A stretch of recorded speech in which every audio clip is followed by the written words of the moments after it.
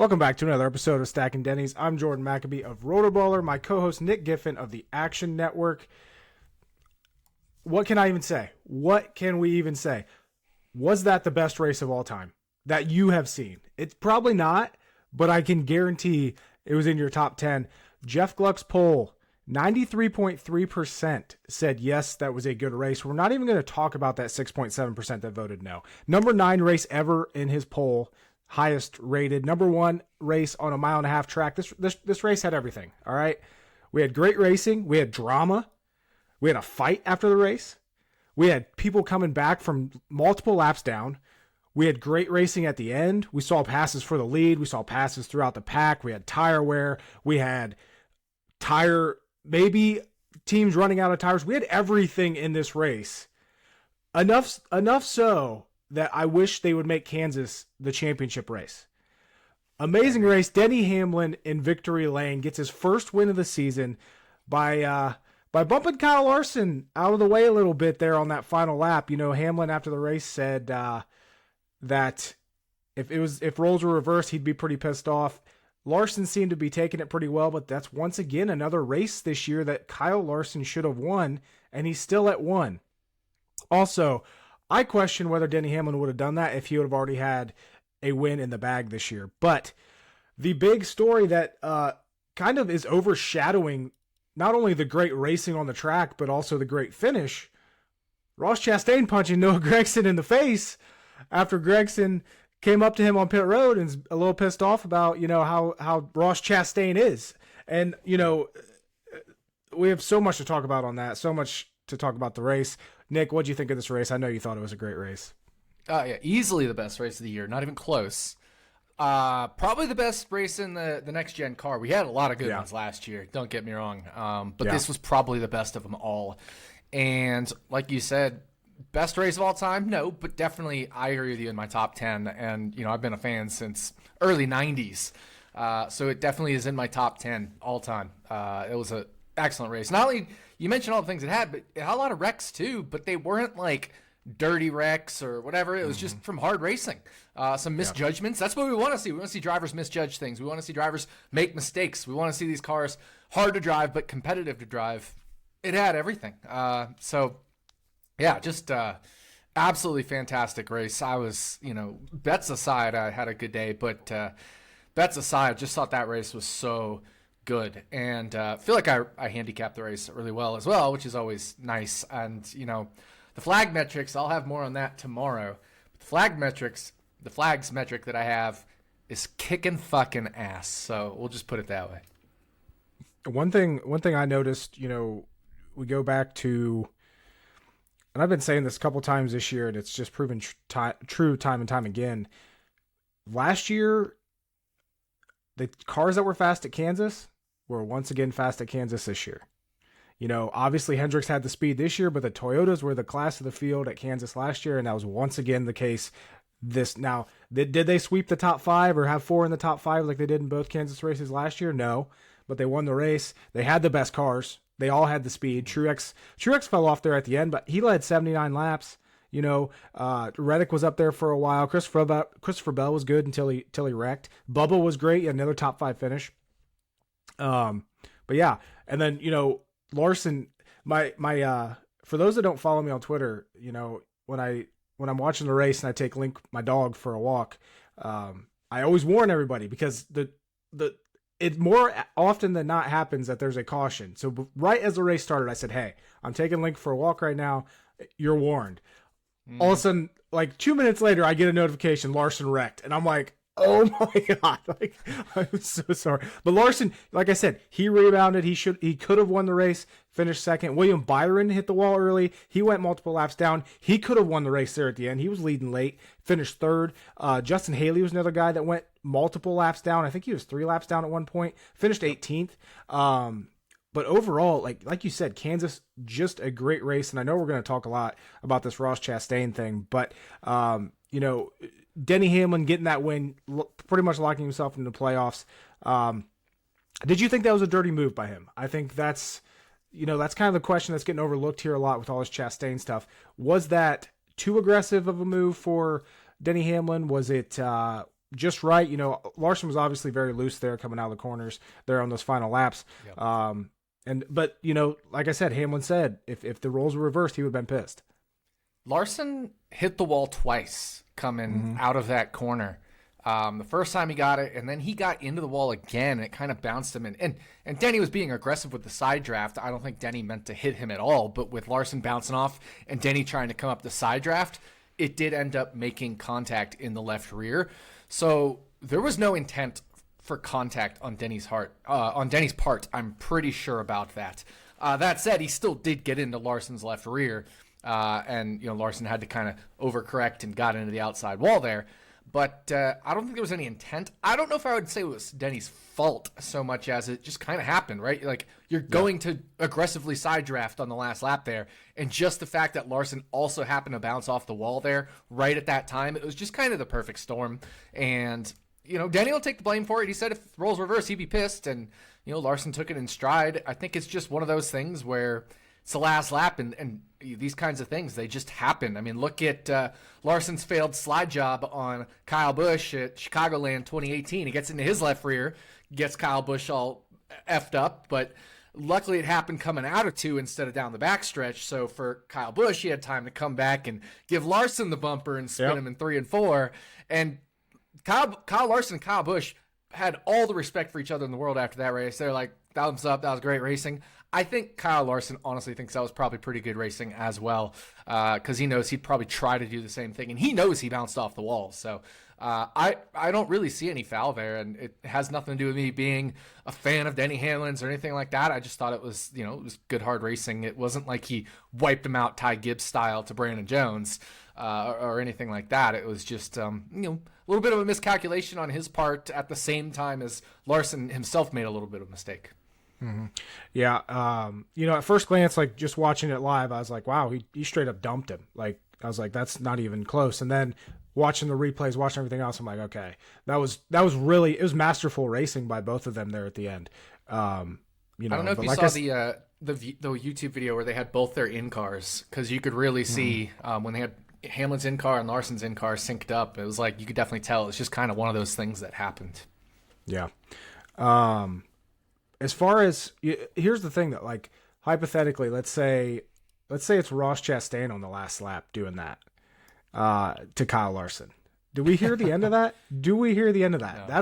No. That once again goes back to Ross Chastain not getting the benefit of the doubt. But that is the big story this week. Ross Chastain punching Noah Gragson in the face. Nobody's getting fined. Nobody's getting suspended. I know I put that poll on Twitter and I got a lot of shit for it. It's going to be part of my whine about it here later. But some interesting things are coming about from this. Okay. Yes, Chastain punched Gragson. Yes, it's great for the sport. Yes, I'm glad that they blew it all up over social media and are trying to embrace it. But at the same time, did you hear, and I didn't see it or hear it till today, Chase Elliott basically said, finally someone did it. Yeah. Finally someone did it. I think that says a lot. We talked about it on last week's episode. I said someone needs to punch Ross Chastain in the face to get through to him. And apparently Noah Gragson's going to be that guy. But moving forward, how do you think this plays out? Do you think NASCAR is going to do their typical shit of shying away from this? Or are they actually going to make Ross Chastain a villain? Because Dale Jr. On their podcast on Monday, I think, he made a great point. He's like, if they don't blow the hell out of this, they are missing the biggest marketing opportunity since his dad. Like, Dale Earnhardt didn't come in there and say, I'm the Intimidator.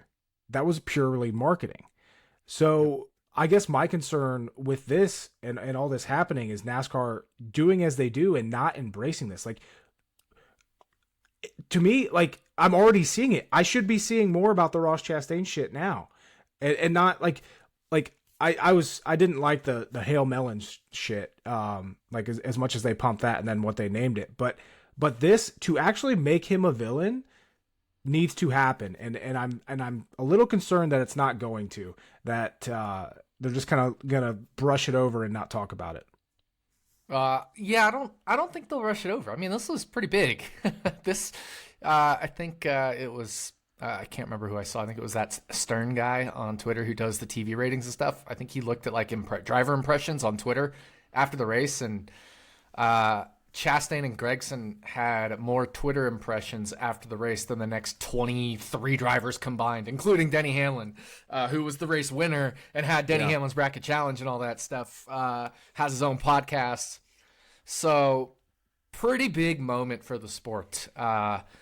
It was, you mentioned Chase Elliott said, finally, somebody's got to go do it. And finally somebody did, but we heard it last week from Brennan Poole. Somebody's got to bust that kid's ass, right? And Noah being who Noah is, he wasn't going to shy away from doing it. We've seen Noah get in plenty of controversies over the years, plenty of potential physical altercations and stuff like that as well. So it's only a matter of time.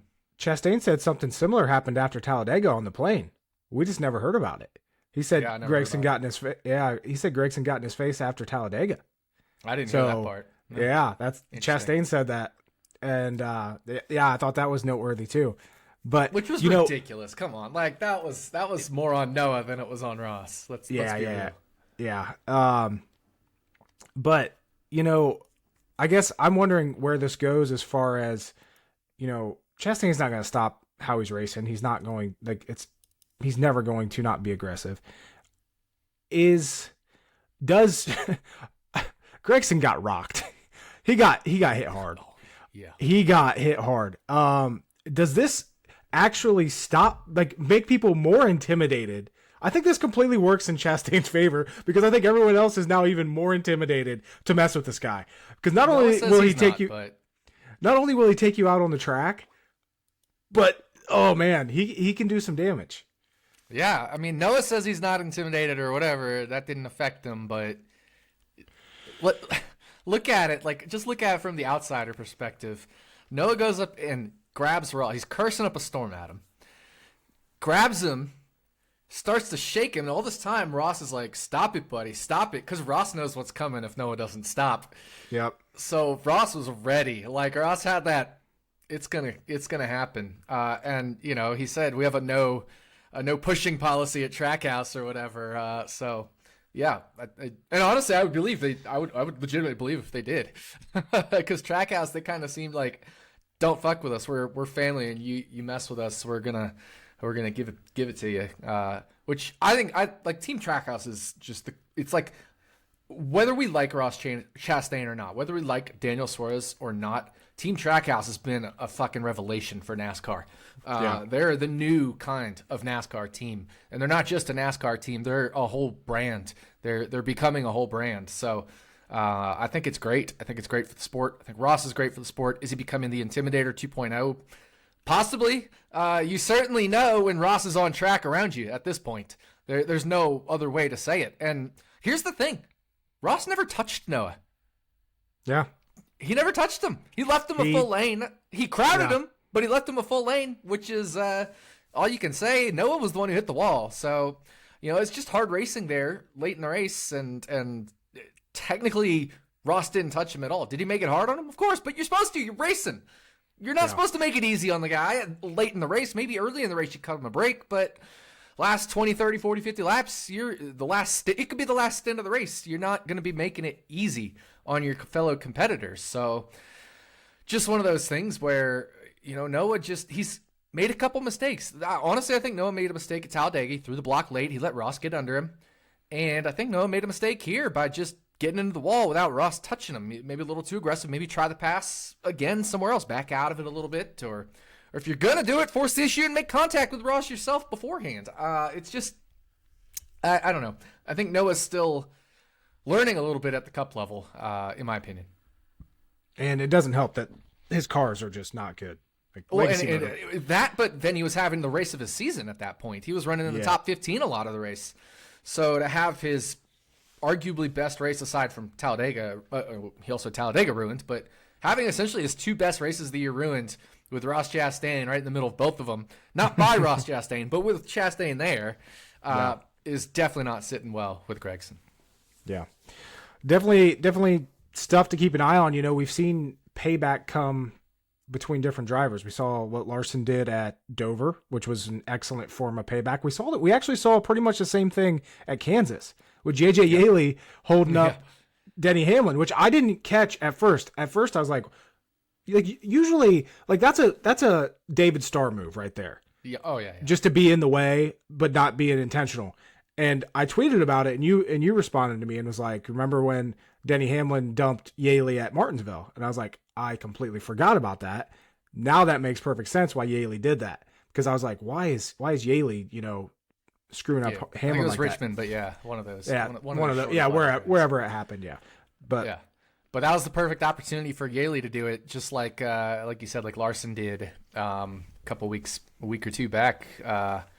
One of those situations there where it was at Dover. It was the week before at Dover, where Larson tried to hold up Chastain, who was catching Truex there because of that Chastain spinning Brennan Poole into Larson deal. So 2 weeks in a row, we've seen it now where guys are paying back in a clever way without actually flat out dumping somebody. And I think that's cool. I don't have a problem with Yaley doing that. If it was David Starr and there was no reason for payback and he was just clueless, 100% agree that would be a shit move by a shitbox car.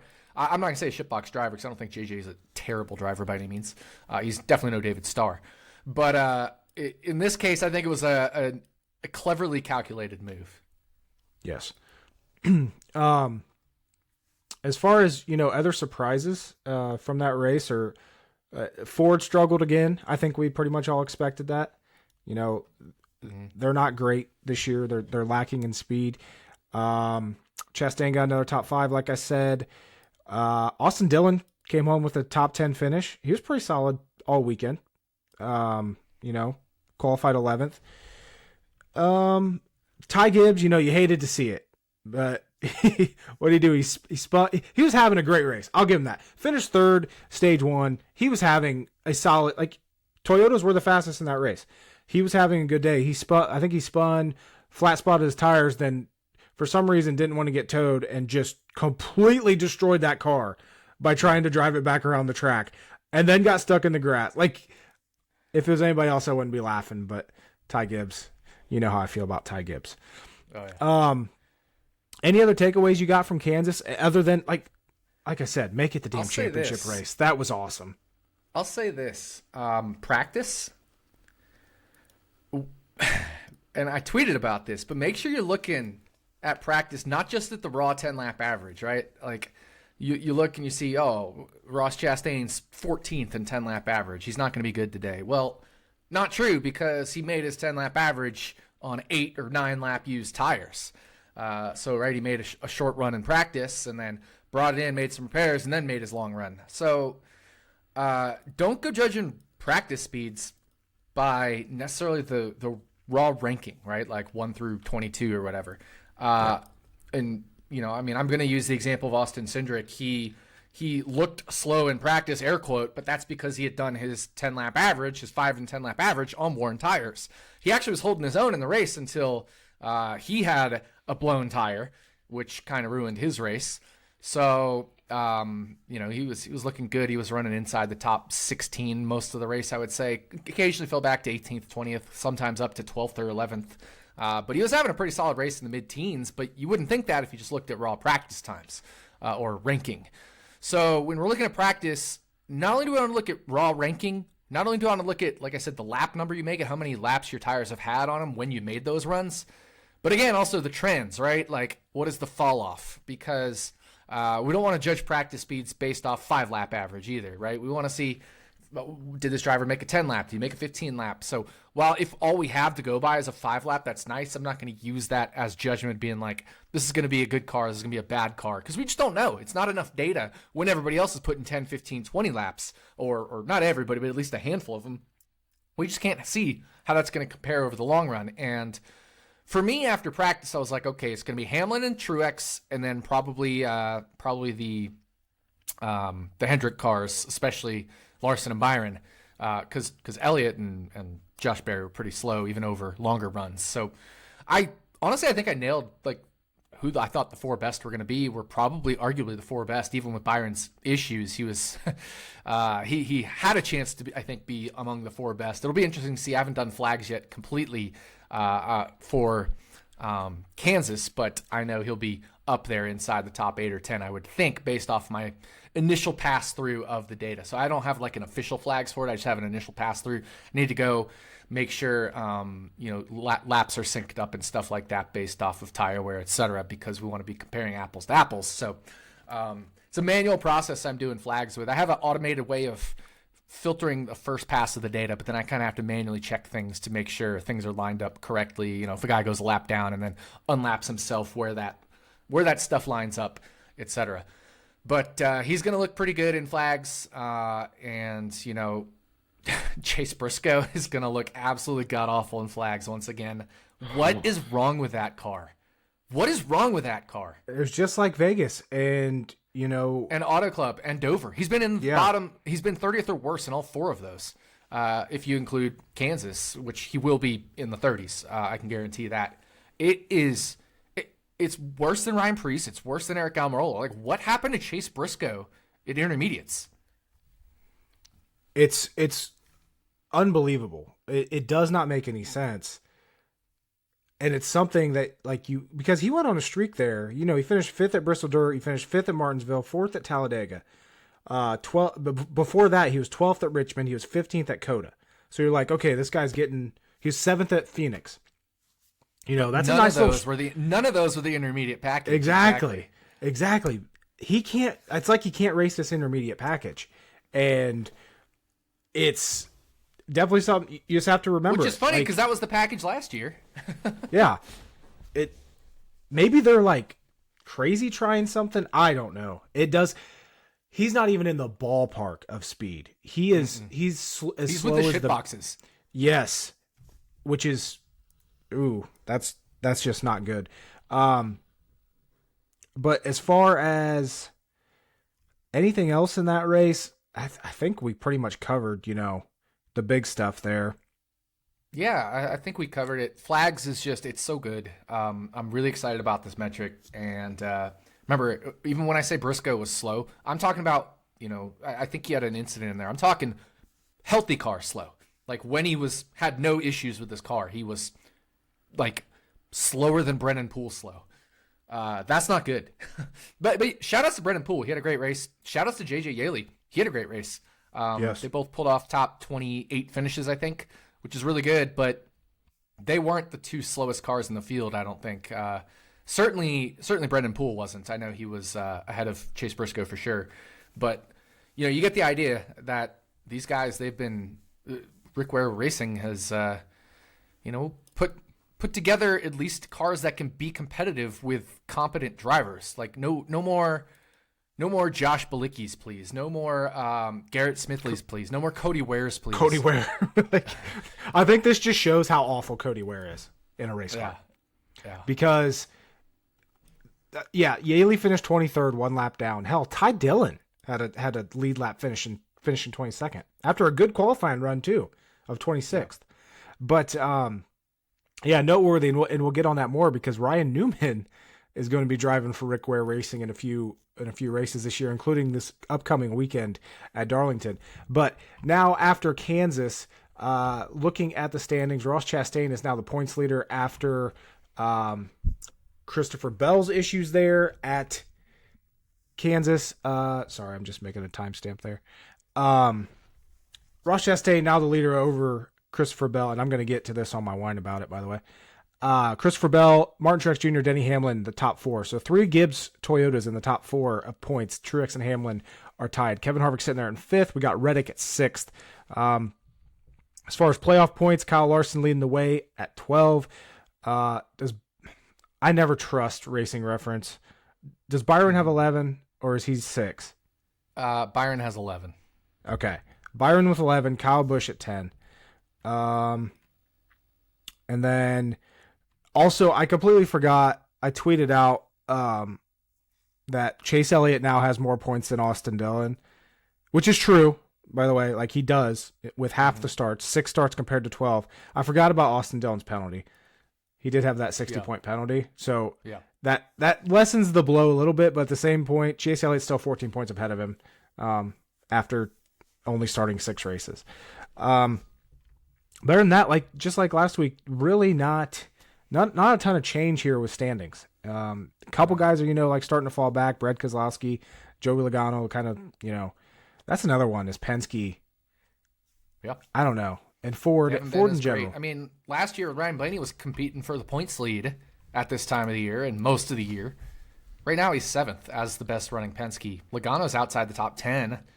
He already had, he has a win now, but he already had, I think, 2 wins last year by this point, or Darlington was his second, I believe. So and he was running much better in the points. Now, Darlington was his first win, but then he got one a few weeks later at Gateway. That's what it was last year. Yep. But the idea, this idea is the same. He was running much better in the points last year. And Austin Cindric cannot finish a race with a good finish to save his life. He's had 2 finishes better inside the top 10 and only 3 better than 19th place. So not going well for Austin Cindric either. He's going to definitely need the road courses and the super speedways to help him make the playoffs. He probably will need a win. And looking at just Ford in general, you've got Brad Keselowski 10th. You've got Harvick best Ford in 5th. And then you've got Chris Buescher sitting there 13th. So it's not like they're and Chase Briscoe 17th thanks to that good run of races on non-intermediates, whether it's dirt ovals or shorter, flatter ovals or road courses or speedway drafting tracks. He had a good run there at those other tracks that it's kept him kind of on the bubble of the playoff picture. But it's not looking great for Ford overall, but especially Penske. They're definitely in a down year, which is super interesting. And it's especially tough to coming say, off the championship. Yeah, right off the Joey Logano championship, and now we're going to a track where Logano's the defending race winner, but he didn't have the best car last year. He was maybe a top 5 or 6 car, but I know several cars were better. Hamlin, Chastain, Larson come to mind as immediately 3 names that were better. Byron, I think, was better. Logano had to bump him from behind.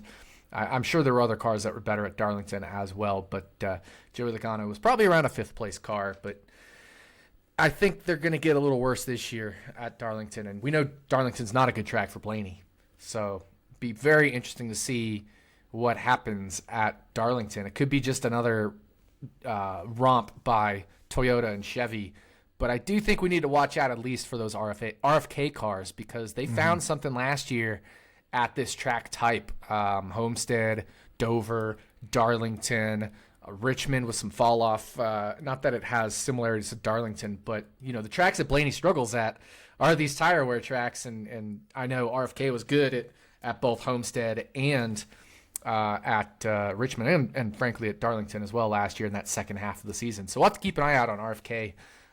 Could be some top Ford potential there. We know Kevin Harvick's great at Darlington, but Darlington, both races last year were pretty chaotic, and so if something happens to Harvick, guys like Keselowski, Chris Buescher could be right in play for top Ford.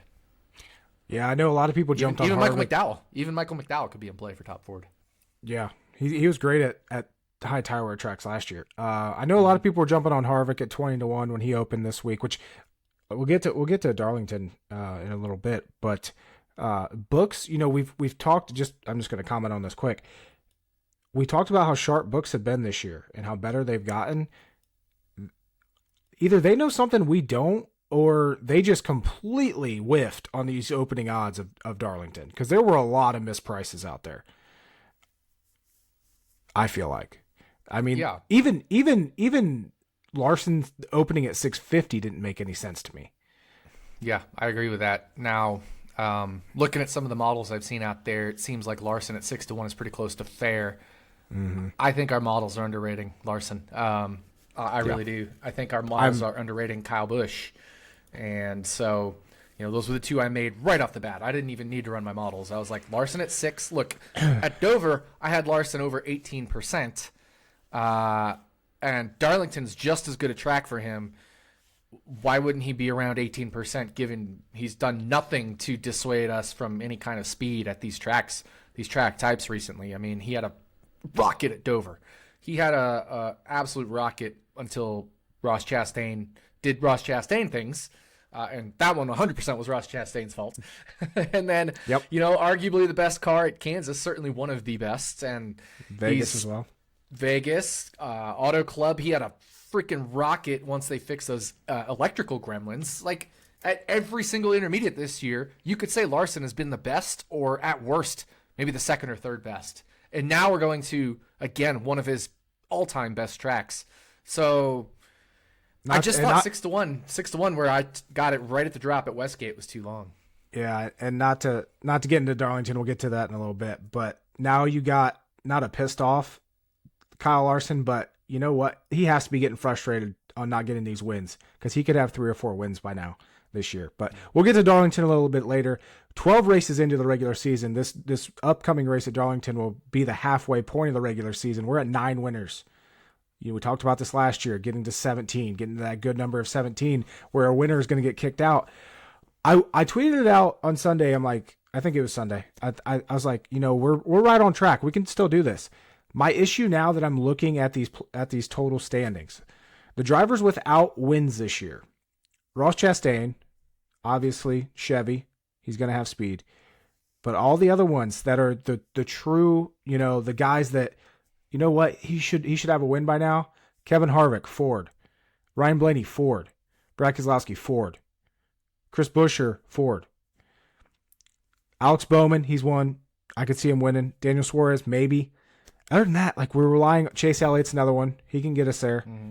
But the only win that Ford has this year is Atlanta, and we know how good Ford. Like, they have the speed on the super speedways. And when we have Atlanta, which is not a full super speedway, but also an intermediate, it helps the Fords. Like, it helps ones with the speed like that. So while I'm still rooting for 17 winners in the regular season, I'm not sure we get there, but it's certainly possible. We have 9 winners already.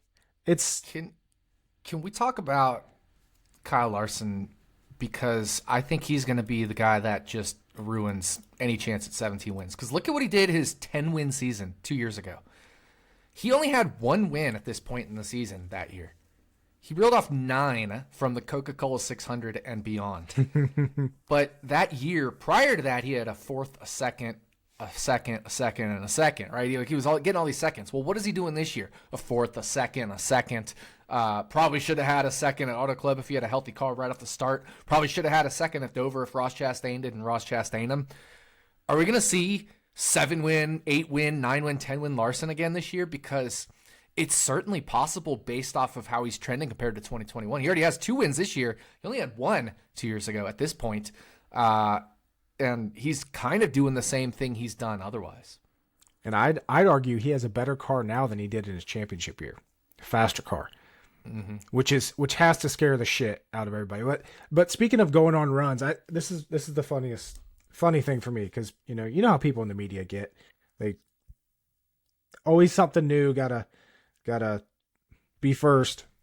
Yep. Don't get you started on that. But so last week last week after Truex won at Dover, then all of a sudden people were looking at the schedule and they're like, you know what, Truex could go 3 wins in a row, 4 wins in a row coming up.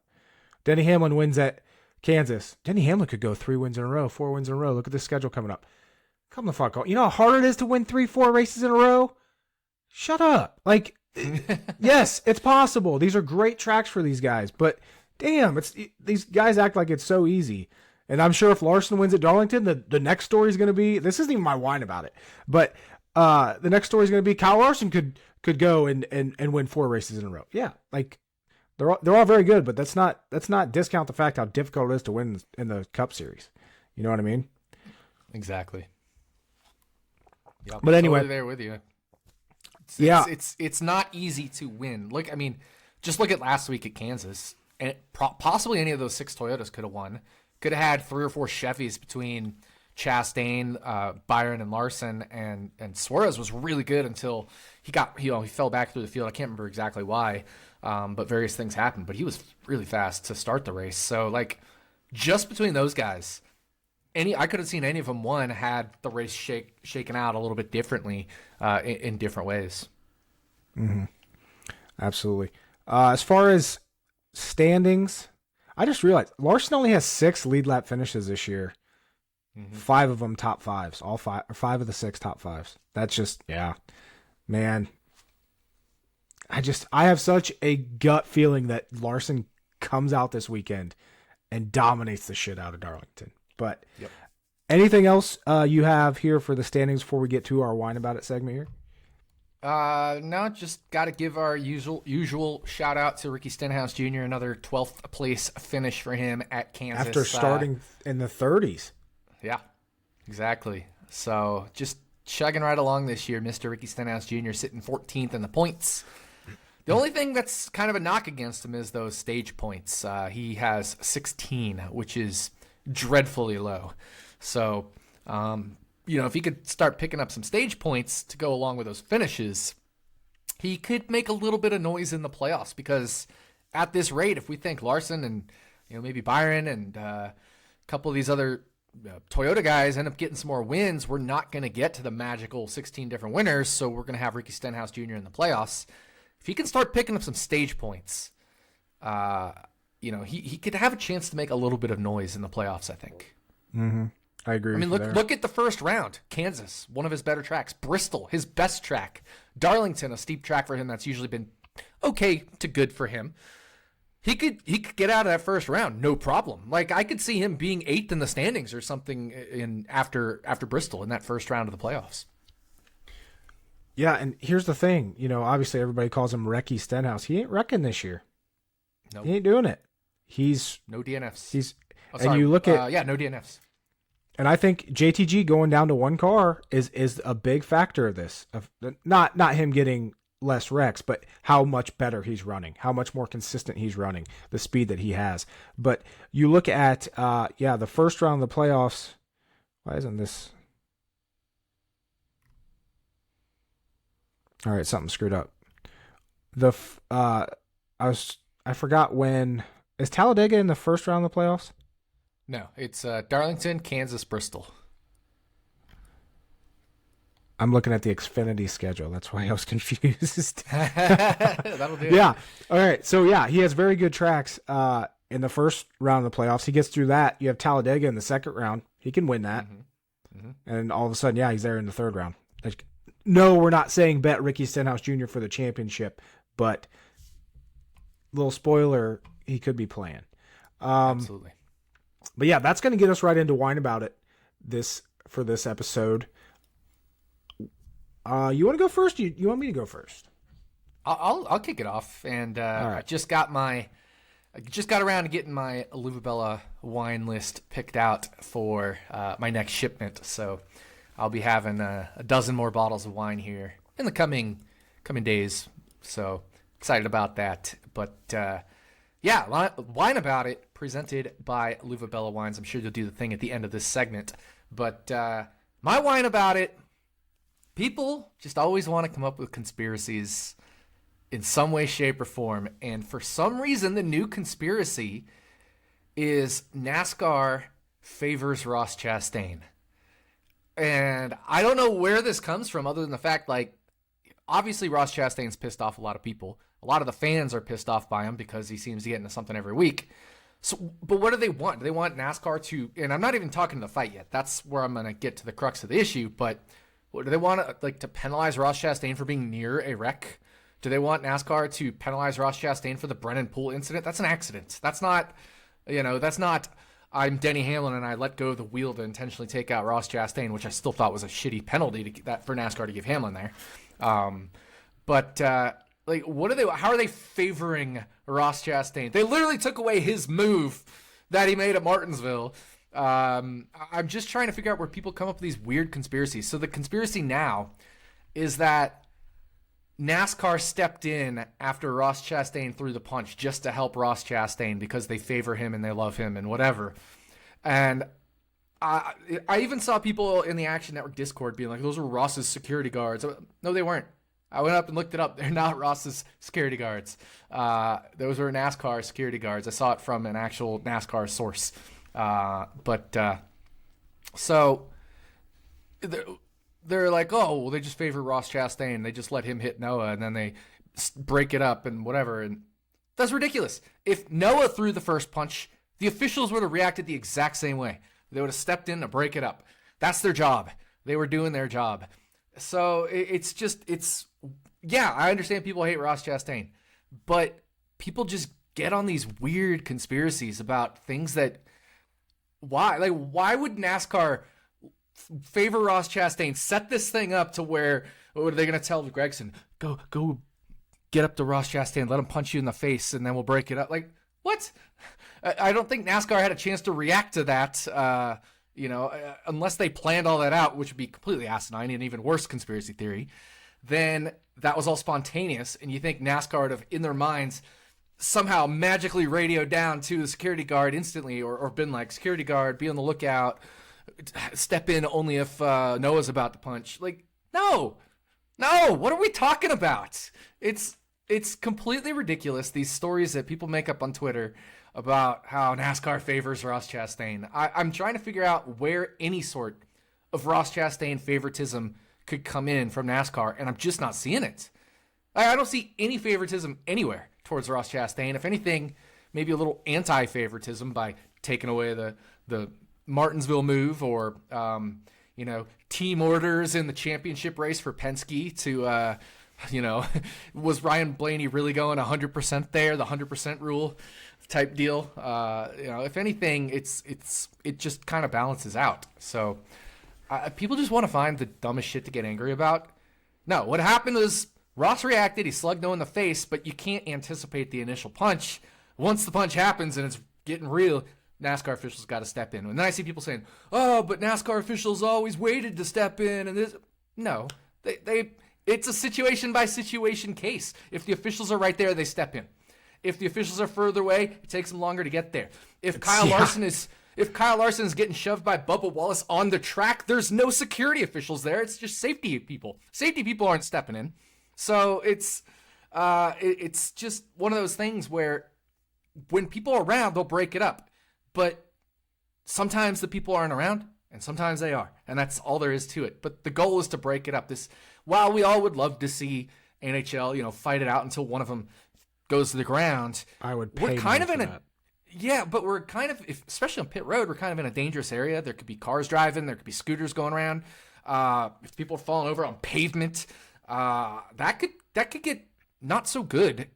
I don't think we want to see Ross Chastain injured or Noah Gragson injured, but especially Ross Chastain injured. Maybe there's the favoritism, but that's from me. Like, you don't want to see one of the stars of your sport injured because of a pit lane fight, and now he has to miss a bunch of races. So NASCAR just have to step in. I think we all want to see them slug it out until, kind of hockey style, until they go to the ground, but it's a little different than hockey. They're wearing pads, even though they throw off the gloves and the helmet and whatever. They're still wearing pads. They're still on ice. They're not on pavement. There isn't like Zambonis flying around the ice or anything like that, where there could be cars on pit road coming around. It's a little different situation there. So my whine about it is basically just like, where the hell do people think NASCAR is favoring Ross Chastain? Yeah, it's they have the same conspiracy theories with Chase Elliott. NASCAR favors Chase Elliott. And I'm not gonna lie, there are certain times where it may seem like it, but to think that there's this huge orchestrated effort to favor certain drivers, I don't think is I won't say it's not possible, but it's not likely. And as far as the security thing, you made a great point. Like, there's obviously been fights in the past. There were fights that happened in haulers. Like, that's why security wasn't there. It's because they can't be everywhere. Not to mention, don't you think that NASCAR is saying, hey, Ross Chastain's pissed off about 90% of the people in this field. We should probably have some people around him, especially in a race where he's pissed someone off, because he pissed off Kyle Busch in that race too at Kansas. Mm-hmm. Let's not forget that. Kyle Busch will do something about it. Oh yeah.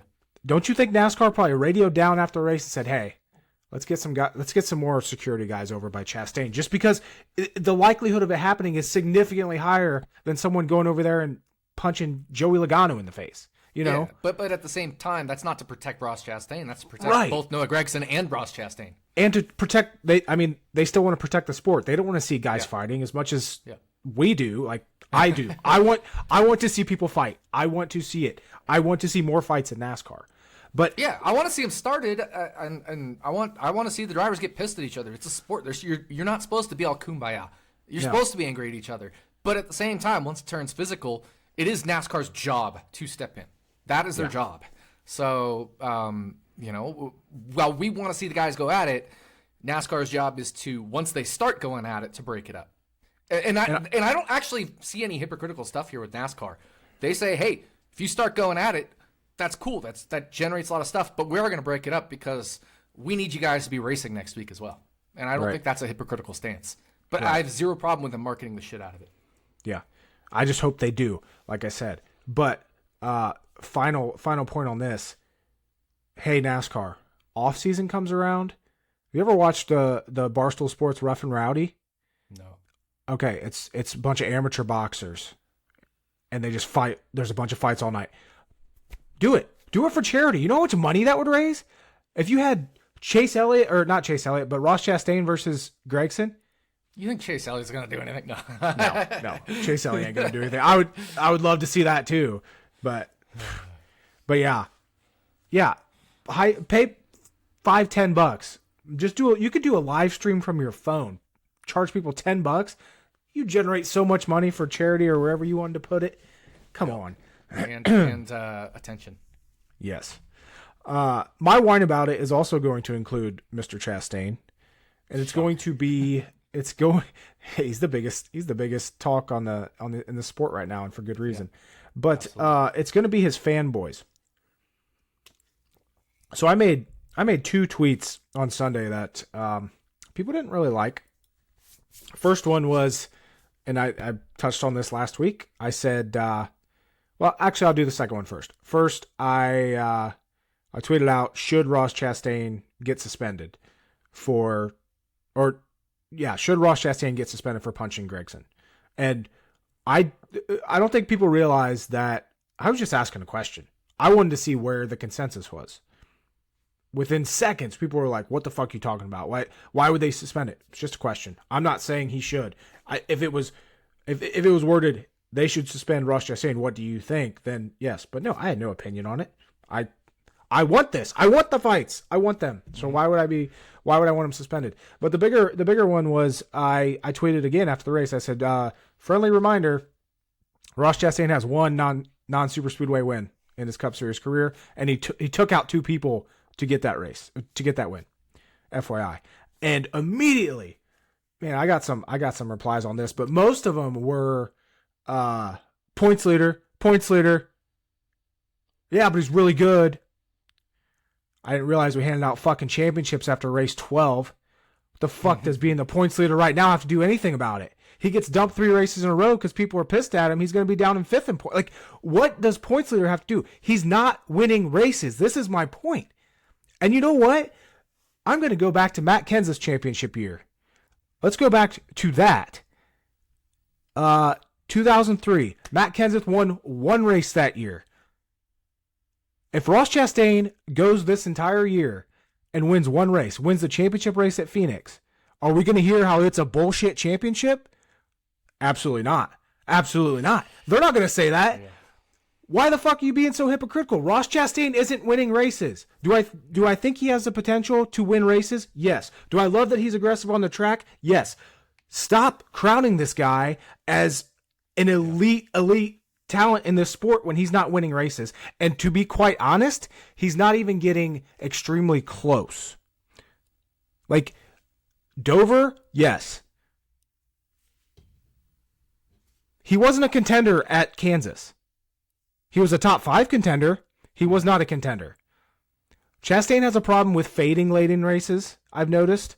Yes. He's really, really fast in the beginning, kind of fades throughout the race. He needs to get that figured out. It's kind of the opposite of Larson, who, like, Larson, like you would say, the adjustments on his car would always get better and better. Same with Truex. Chastain doesn't seem to be able to keep up with the adjustments, whether it's him or the team or knowing what to do. And that's still part of the learning process. Like, this is only his 3rd, full-time year in respectable equipment. I'm not talking his 2 years at Premium Motorsports. Yeah. It's only his 3rd full-time year in respectable equipment. So it doesn't take you 1 year to know what to do all the time, or even 2 years. Remember, Kyle Larson didn't start off reeling off a ton of wins until like his 4th year, around race 99 or whatever I said it was. It took him to get his first win, I think it was.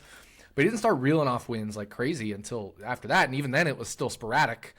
Same for Tyler Reddick at this point, other than road courses, right? Like outside of road courses, what has Tyler Reddick won? He's won just Texas. That's it. So, Ross Chastain, while he's older than those guys were at those points in their careers, just because he's had a more of a journeyman way to get here, he is still learning it. So you're right. He isn't quite as close to making all these wins. That doesn't mean he can't down the road. And I don't think that's what you're saying. I think you're saying he can contend for wins. He will, but he hasn't yet gotten all those wins. And he hasn't been close enough. There's been times he's been close. There's been times he's led the most laps, Auto Club, won the first 2 stages. But again, he faded to the 3rd or so best car in that race. So I think that's your point is, he's not winning a ton of races. He's not getting 2, 3, 4 wins at this point in the season. He has 0. Last year he had 2. And one of them was a super speedway. I'm not going to discount that or anything. One of them was at a road course. Like you said, he punted 2 guys out of the way. But you need to be there to give yourself the opportunity to win. He hasn't quite been there enough these days. So it's just one of those things. He'll be there eventually at some point. They'll figure out how to adjust better in the race or stay, better in the race and not fade, or maybe not get into so many incidents, which costs him, people racing him harder, things like that. But at this point in time, you're right. There's maybe a multitude of reasons why he's not finishing first. Yeah, and I'm going to disagree with you there. I'm going to discount super speedway wins entirely. I don't think Daytona 500 wins should get you into the Hall of Fame. Super speedway wins are such a crapshoot. I discount them entirely, but that's a completely different conversation. Yes, Ross Chastain can win these races. And my point here is kind of like what you were talking about with practice and what we talked about last week. You need to be able to analyze an entire situation. You need to have the full context of an entire situation. There are people out there, Ross Chastain fanboys, good. I love that there's fanboys of Ross Chastain, by the way. I love that there's passionate Ross Chastain fans. I love that there's passionate fans coming back for NASCAR. You have to be able to analyze the whole thing because they're sitting there saying, oh, he's the championship favorite now. I'm jumping all over him at 12-1, 14-1 to win the championship. Until he starts proving more, I'm not doing it. I'm not jumping it to bet Ross Chastain at 14-1 to win the championship. Last year at 60-1 was a whole different story because that was 60-1. And he had already won or gotten near winning, and then he did win a couple times. But, I agree with you. And I'm going to tack on your whine about it here because I've been called multiple times this year on Twitter a Ross Chastain fanboy for defending him when he wasn't at fault for certain incidents. That doesn't make me a fanboy. That just makes me a realist because I will criticize him when he does dumb shit as well. And I'm not a Ross Chastain fan. I'm, in terms of I root for him, I'm a fan of him being in the sport. I'm a fan of the attention he brings. I'm a fan of the excitement he brings. But I'm not rooting for Ross Chastain unless I have a bet on him. Period. It's weird because people will take comments on Twitter and misconstrue them like they kind of misconstrued yours. You posted a yes or no poll. People are like, simple yes or no question. People are like, why are you saying he should be suspended? You didn't. You said, should he be? Yes or no? It's people will just find the weirdest ways to twist your words into meanings you don't mean. And it's not even like either of us did a bad job of explaining them. It's just people decide to they take something, they run with it, and twist it into a whole new thing that was never intended, that you couldn't even read into it that way. I'm not reading into what you said that Ross Chastain should be suspended. I'm reading into what you said. Should he be? Yes or no? You literally had a poll that said yes or no. It doesn't get any clearer than that. And then, for me, all I said was he wasn't at fault. He didn't touch the guy. There was a lane here or whatever in the case of the Gragson incident. And then in the case of the Harvick incident, he didn't touch him. But then they always forget the times that I do criticize Ross Chastain. So it's people want to just... So, in this case, it's the Ross haters criticizing me for being a Ross fanboy. It flips the other way around as well. The Ross fanboys will criticize what they perceive as Ross hate. And it's no, sometimes we're just providing commentary or questions. Yeah. And like I said, I want nothing more than to see Ross Chastain rattle off a few wins, and I hope a couple of them he dumps someone on the final lap to get him. I would love that. I think it'd be great for the sport. Fact of the matter is, I'm just pointing out right now, he's not a winner right now, and it's you can't dispute that. You can't. Yep. So that's going to wrap up Wine About It this week, presented by RotoBaller Winery. Like Nick said, we'll get back to reviewing wines here soon. I know I have a bunch sitting here. I'm not feeling great this week, so I'm not even drinking any alcohol right now. But make sure you check out RotoBaller wines. They can be found Kroger, Meijer, Walmart, big stores. There's other grocery stores that they're in. I just don't know them because they're not in this area. But North Carolina, Ohio, Pennsylvania, Virginia, West Virginia, Tennessee, Alabama, Georgia. Try the Purple Rain. Try all of them. They're really good. By the way, I think next week I'm opening the Bourbon Barrel Merlot. I think it's time for me to try it. If I get that by next week's episode, I'll have it with you because that's my favorite. And I'm going right to that right off the bat.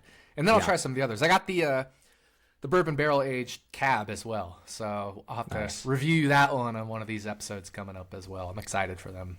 Got a couple other different ones as well. So I'll have extra ones to review as well, aside from the ones I've already done. And I know you've done some different ones for me as well. Yeah. So make sure you check them out. As always, I'll drop the link on Twitter in the YouTube description. You can get them shipped to your door if you can't find them in stores. So check them out. But we are on to Darlington. Man, I love Darlington. So we go this. I'm actually kind of almost disappointed because we're going from a great race at Kansas to a great racetrack at Darlington, and now I'm just like kind of worried that we're going to get just because of recency bias, we're going to get a disappointing race here at Darlington. But the fact of the matter is, I love Darlington. This is probably my favorite track on the schedule. Super high tire wear. Talent comes into play. You have to be able to manage your tires. Oh, it's just so awesome. We saw some amazing racing last year, including Eric Jones winning the September race at 60-1, I believe. 80-1. 81, yeah. I think a lot of people got 60. I got 80 earlier in the week, but I think most people got 75 or 60 as the week progressed. Yeah. And, what's interesting is nobody's really talking about Eric Jones again this week.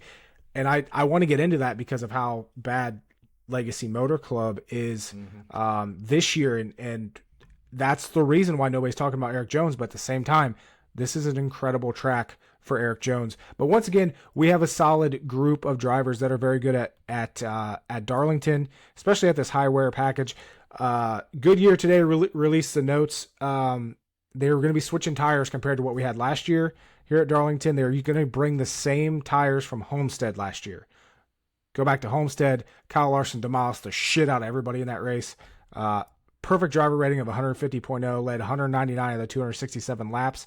They're also using the same right side tires this week as they did at Auto Club this year. Like you said, Larson's super fast. At Las Vegas this year, again, Larson super fast. Should have won that race without that late caution. Kansas this year, same right side tire. Again, Kyle Larson, super fast. Finished second.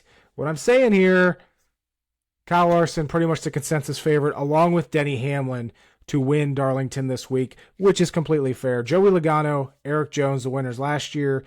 Always have to worry about Tyler Reddick, another guy that's very strong in on high tire wear tracks. Now he has the Toyota power. He goes from RCR, which, Austin Dillon's been very good here. He's another one that is always a surprise here at Darlington. Has done really well. I think that's why we're going to be talking about Kyle Busch too, because of how well Austin Dillon's done. But overall, I'm sure you agree with it, but Kyle Larson, Denny Hamlin, Truex, consensus top three. You with it on that? Kyle with the Larson, books on that? Denny Hamlin, and then it's pretty close for me between Truex, Reddick, and Byron as third, honestly. I could see either of them being my third. So I definitely think Larson won, Hamlin two. I could argue any of Truex, Reddick, or Byron for third, fourth, fifth. After that, it becomes a little interesting. It's not been the best track for Christopher Bell, but he's gotten a lot better. He crushed it in Xfinity. He had a real struggle to the start of his Cup career at Darlington, but then had two really strong races last year. I I think it's going to be tough for Chase Elliott. It's another physical track race, and I don't think that's going to suit him very well based off what we saw at Dover with his leg recovery. I know he's making progress, and it's getting better and better. And then if we're talking Homestead last year, and I'm not saying to win necessarily, but Brad Keselowski, Chris Buescher, they had good cars at Homestead last year. I remember I hit Keselowski top Ford at Homestead last year. I was keying on that one for so long. And they came through there. So I think because we're going on that same Homestead tire this year, I think those guys could be in play for top Ford consideration. So it's going to be a great race. I'm with you. Darlington's one of my favorite tracks on the schedule. I don't know if I would say it is my favorite. I mean, maybe after last week, maybe Kansas is my current favorite track on the schedule. But I'd be with you on that. Yeah, I know. Like you said, make it a championship race. I think a classic 1.5 miles is fine for a championship race if it produces great racing. And let's be real, the intermediates have produced the best racing this year. It certainly hasn't been the short tracks or the super speedways, and they wouldn't make a super speedway anyway. And the road courses, it still remains to be seen. We had one at COTA, which had some okay racing, and then it turned into a total shitfest. But again, I don't think we'd see a championship race be there. So you have to consider it between either the shorter tracks or your traditional 1.5-ish mile ovals, any of those other ones typically. And Kansas suits the bill. But I loved when Homestead was a championship race. It'd be cool if Darlington was a championship race one year. For anything, the rotation. Just give us a high tire wear track exactly. for a championship. Give us some entertainment, high tire wear. Mm-hmm. Looking at career stats here at Darlington, Denny Hamlin, the leader with wins with 4. Harvick has 3. Truex has 2. The thing about Darlington is we've seen some dominating efforts at this track. And I think that's why maybe some people don't like it because, you go back to the years when Truex used to dominate the shit out of this. 2021, 248 laps led, won both stages, perfect driver rating. Race before that led 196 laps. Won both stages. I think he got wrecked. I think that's when he ended up wrecking there at the end. I think with Chase Elliott, if I remember right. But that's the thing with Darlington. We're probably going to see whoever's fastest at the beginning. Like I said, I'm fully convinced that Kyle Larson's just going to come out and dominate the shit out of this race. I would not be surprised if Larson leads 200 plus laps this weekend. And even if that happens, that does not make Darlington a bad race at all. There's so much potential for this racetrack. We just see great racing all the time. Obviously, I don't want to see someone dominate like that, but I'm just saying it's very possible, and it's still going to be a good race if not. But as far as, underdogs this week, actually, I want to talk about Ryan Newman first. Ryan Newman jumping in Rick Ware racing car. That was the biggest shock I've had probably since Hamlin dropped Reddick joining 2311. Yeah. I saw that come across my feed, and I actually saw it on Facebook first. And I'm like a member of a lot of Facebook groups that they post a lot of fake news. They're funny groups. They're not real stuff. So I first saw it and I'm like, yeah, that's not real. And then I get on Twitter and it's actually real. And I'm like, why would he do, what are you trying to prove? Okay. And what's interesting is he retired. One of the reasons that Ryan Newman retired was because he doesn't trust the safety of this car. And I don't know if you read the article that Auto Week did with Newman on this. Did you? No. Okay. He basically said the only reason he's getting in this car is because he wants to go on the lower speed tracks because he doesn't trust the safety of this car at all, which I thought was very interesting. And then the article ended with, and I'm saying this for DFS purposes and everything else moving forward, also kind of piggybacking off of JJ Yaley and now how they've gotten better. So Rick Ware Racing, this whole thing with Cody Ware happened 4 weeks ago. Whenever I doc blocked him. Yeah. They approached Newman about it and he said no. And then they said they circled. So this article ends and it says the team circled back to Newman after Ford apparently became involved in the situation. And you know what that tells me? They have better shit now they're getting some kind of help that caused Ryan Newman to say, okay, I'm going to do this because I'm not going to be in a total fucking shitbox in these races. Sure. And I just don't think it's a complete coincidence that all of a sudden Rick Ware Racing's a little bit faster now. Well, you can't get any worse than Cody Ware. Let's look at it as Auto Club flags. 0.2%. Not 0.2 meaning 20%. 0.2% flags. Weighted flags. Now, the track position adjusted flags, 1%. But, that's because he's running dead last. So it's going to give him a boost, almost an artificial boost. But it still is a better fit to the data. So it's going to regress him the mean a little bit. But you can't get any worse than Cody Ware was. But I think you're right. I think there's going to be some extra help here. And the other thing is, he's going to do Newman. I think he said Bristol, Martinsville, maybe. I couldn't remember what the exact races are. But so I saw some shorter tracks and then this Darlington race. And I don't even know if he's doing the other Darlington race. So the only reason he's doing Darlington is to be eligible for the All-Star Open. Gotcha. It's the only reason doing it. Race. Yeah. So then the other races that he's doing it is Richmond, Bristol, and Martinsville. Yeah. Right. Makes sense. Yeah. So and those are better tracks for Ryan Newman. He was really good later in his career, especially at the flatter tracks. Not as much Bristol, but the flatter tracks. So be interesting to see how he does. You said Richmond, Bristol, and Martinsville. And which one? Martinsville. Yeah. Surprised he's not doing New Hampshire. Thought that would be a good Newman track there, but maybe there's some other things going on, or maybe that's one of the races Gilliland's in the Ware car. I don't know. But yeah, pretty interesting. I definitely wasn't expecting it, but for me it wasn't like major news. I was like, oh, okay, Newman's back. But you make a good point about how if Ford said you got to circle back, there's probably a little extra incentive there, and they're probably getting some help from Ford. And I think that's probably a little bit of why it's shown in their performance. If you put competent drivers in those cars, they haven't been running dead last and second to last. They've been out running not only BJ McLeod or whoever's in that car, but occasionally one or two other drivers as well.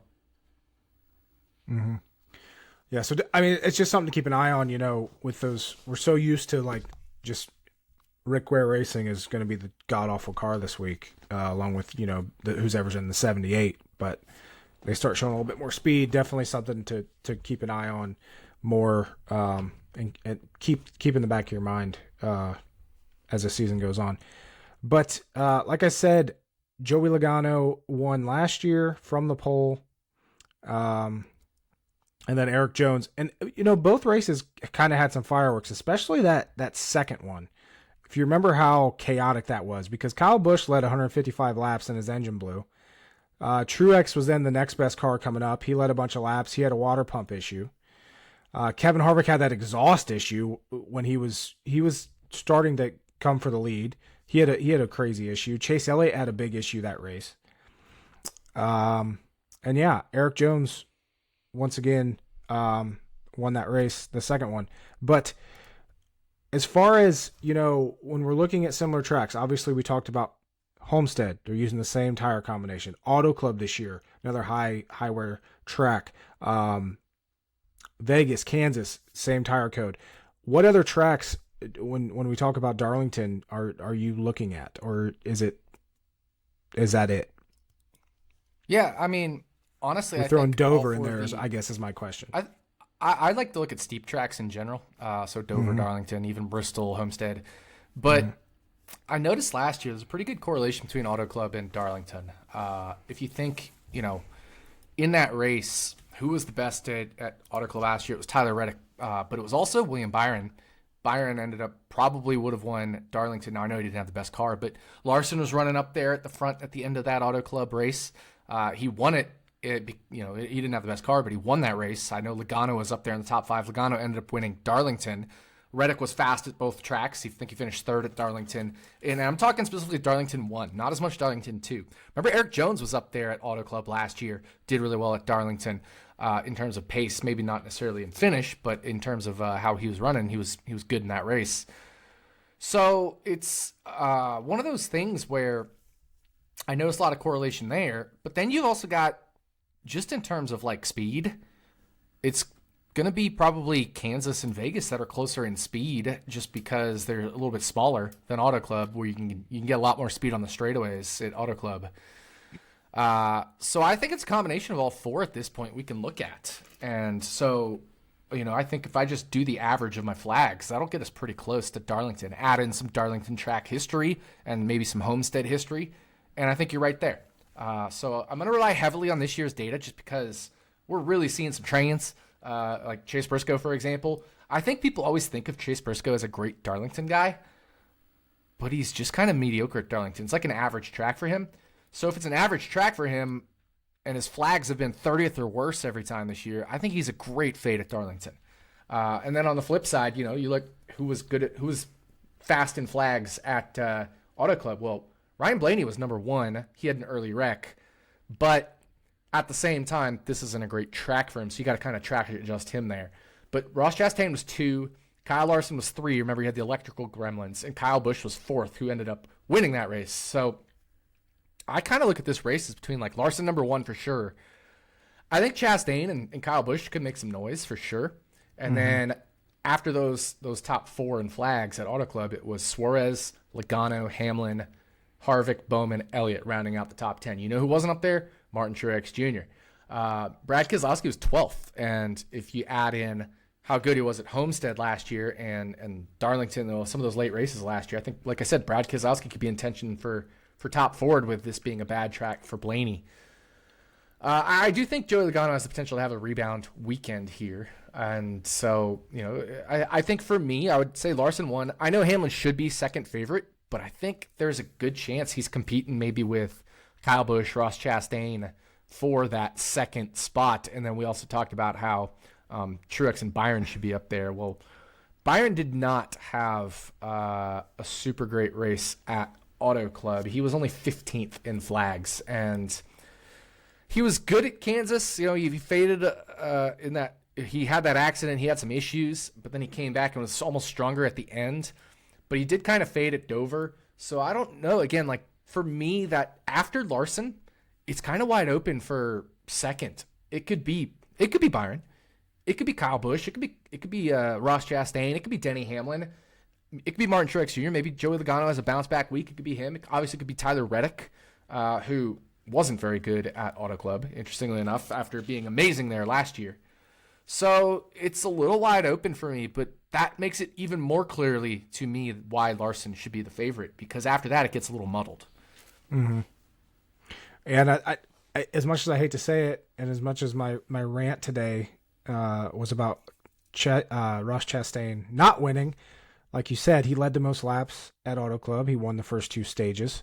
Looking at Darlington last year, Chastain was... I had it up here a second ago. Finished second in stage 1, won stage 2 in the first race, and then wrecked. Finished 30th. 6th in stage 1 in the second race. I forget what happened to him, but he finished 20th. To me, I'm almost talking myself right now into betting Chastain, but I don't think 11 is good enough for me to bite. I already took. I agree. So full disclosure, I have 3 bets in already, and I don't normally bet early week stuff, but I love Darlington this much, and like I said, early odds there were just so many that popped out at me as that seems off.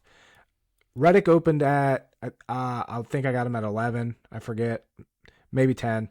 Like you said, Kyle Larson, Caesars was being generous for about an hour. They put Larson up to 550, and then you also had the 25% boost that they were giving away, so it gets you to plus 688. Jumped all over that. And then Kyle Busch, 16-1, opened at a lot of books. All of them, and like I said, and Harvick was another one, 25-1, 20-1 in a lot of books. He's down to like 10 now, which I don't know. I obviously Kevin Harvick's really good at Darlington, but I actually got a DM today. He's like, did you jump over or did you grab Harvick 25-1? And I was like, I wanted to. It stuck out at me. I thought about it, but I don't trust Ford right now. I just don't, I couldn't pull the trigger. Laps without looking. Do you know how many laps Kevin Harvick led at Darlington last year? He had issues in both races, though. he finished, third or something in the first race? But he started 35th. I understand that. That's what I'm asking, though. Do you know how many laps he led? One in the 2 races combined. Do you know how many finishes he had in the stages in the top 10? 0. Like, I understand you can start 30 whatever and finish high, but Darlington's a track you can pass because of the tire wear. Yeah. And he didn't make his way into the top 10 until late in the race at the first Darlington race after everybody else had problems. He just wasn't that good at Darlington last year. And I'm not saying he's bad. He just wasn't that good. So for me, I couldn't do it. And then if we look at Homestead last year, what did Kevin Harvick do at Homestead last year? Well, he didn't finish in the top 10 in any of the stages again. And then he finished 8th in the race. And he led exactly 0 laps. So between Homestead and 2 Darlington races, he led 1 lap and had 0 stage finishes. That's not good enough for me. Even at 25-1. Yeah. It's not good enough for me. Auto Club this year, 8th. Auto Club this year, 8th in flags. 8th in stage 1, 4th in stage 2, finished 5th in the race, led 5 laps. I don't remember ever saying during that race, I think Kevin Harvick can win this. And then, Kansas, he was probably an 8th place car all day. Vegas this year, I want to say he was like 11th. And ninth, Dover, he was borderline ninth. top. Dover, he was like borderline top 10 maybe. So yeah, there was times he was running inside the top 10, and a lot of the first part of the race he was running outside the top 10. Now, what about one guy I'm pretty sure wasn't, I don't remember being, you mentioning him on your list. You might have just skipped over him, or I might have missed it. Truex. He has good history here. Strong as hell at Homestead. Just overall in his career, he's been strong at Homestead. Last year, I'm not saying it was last year. Last year, he finished 6th. Led 28 laps, 3rd and 2nd in the first 2. Had the 2nd best driver rating, so pretty good race for him there. I have no problem with Truex as a driver who can win. The problem is he's 7-1 everywhere, and that's just too short. Yeah. I think the best I saw him was PointsBet at 775, but I know they now it's moved down that. to 7 there. Yeah. I keep refreshing FanDuel. Just Circa, by the way, dropped their lines. Ooh. Truex is 8-1 at Circa. If that tells you where the sharp book is, they're the longest of all of them on Truex. Yeah. Circa has Larson as the nominal favorite over Hamlin. They have Hamlin 6-1. They have Larson 548. Then after those guys, it is Reddick at 8-1. Byron and Bell are 9.5. Obviously, Truex is 8-1, like I said. Byron and Bell are 9.5. And then we have, do we have any 10-1s? We have Chastain at 10-1. So that's a little interesting that, they're maybe a little on the, they're kind of right in the middle. BetMGM's at 9, DraftKings at 11, Circa's at 10. And then 12-1 Kyle Busch, which I think is interesting. I got him at 16-1, and Chase Elliott 12-1. Kevin Harvick 17-1 at Circa. Joey Logano 18. Ryan Blaney 20. I think that's interesting on Harvick being 17-1 there, because these other books got hammered. People were betting Harvick left and right. Like I said, he went from 25 on Superbook here in Ohio down to 10. Yep. And I think he might be down to 25 9 at Westgate. Yeah, I'm just not there with Harvick. I wasn't there at 25, and so I'm certainly not there at 10 or 14 or 17. No. Like I said, I considered it at 25, but definitely, or I did not bet it. I didn't end up betting it. Like I said, I'm waiting. FanDuel usually, this is like the time of the night that they usually post top 10s and stuff, but they've been slow. Here. Would you take Eric Jones 80-1? Because I have seen some people do it at 80-1.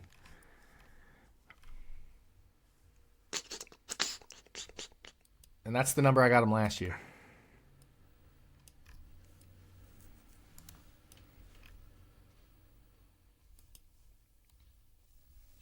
I don't think so. I really don't. I would not.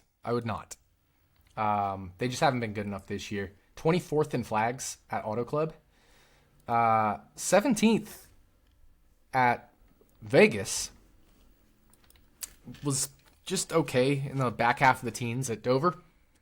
And, this past weekend at Kansas, kind of the same thing. So, not really there on Eric Jones, not sold on him this year. Legacy has been terrible this year, but they're getting better. And where they've been good, at least, has been the intermediates compared to all the other tracks where they've been garbage. But their best so far this year has been the intermediates. But his best finish in the intermediates is the 16th at. And I'm not saying Dover's an intermediate, but as far as the intermediate package, his best finish is 16th at Dover. If we want a true intermediate, he has two 19ths, one at Auto Club, one at Vegas. He just hasn't shown the speed to be able to run inside the top 10. Whereas last year, at this point in the year, he had a third at Auto Club. He was running inside the top 10 when he blew his tire on the last, caution there of the race, which caused Alex Bowman to back into the win over either Truex or Rowdy. He had a 10th at Dover versus a 18th or 16th or whatever it was this year. So just running a whole lot better last year. So I would not take Eric Jones at 80-1 this year. As much as I want to, like Darlington is by far his best track.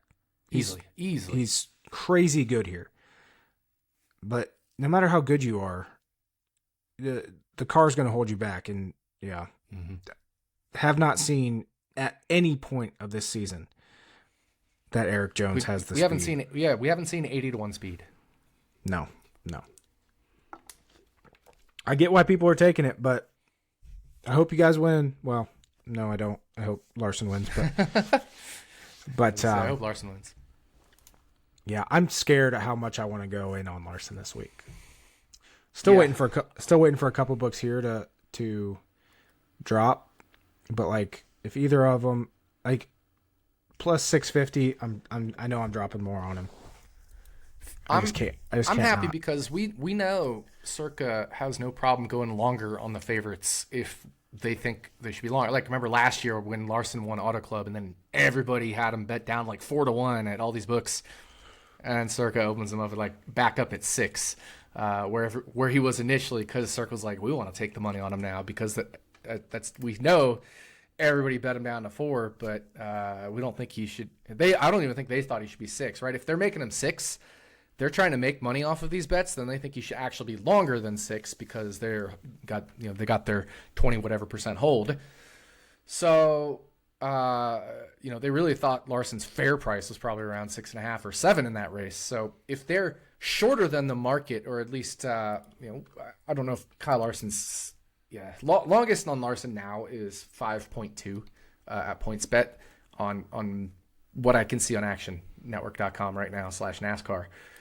Longest I can see is 5.2 on Larson. So they're opening up 5.48, which is still longer than the market, but still shorter than where he opened at 6.5 or 6, depending on where you got him. So feeling good about getting Larson at 6-1 if Circa's at plus 548.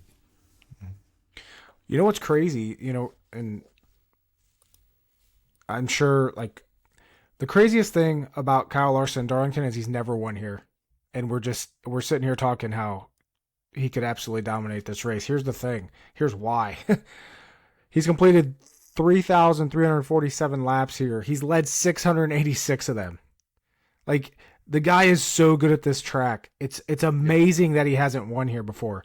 He has a race where he led 124. He led 284 in 2018. He led 156 in 2021. You compare with how well he runs at this track to, again, the speed in Hendrick Motorsports this year. And this is the perfect storm brewing for Kyle Larson to go out there, win the pole, dominate practice, and dominate the race. Yeah. That's why I said, I can't believe he opened co-favorite. 2, I can't believe he opened 6.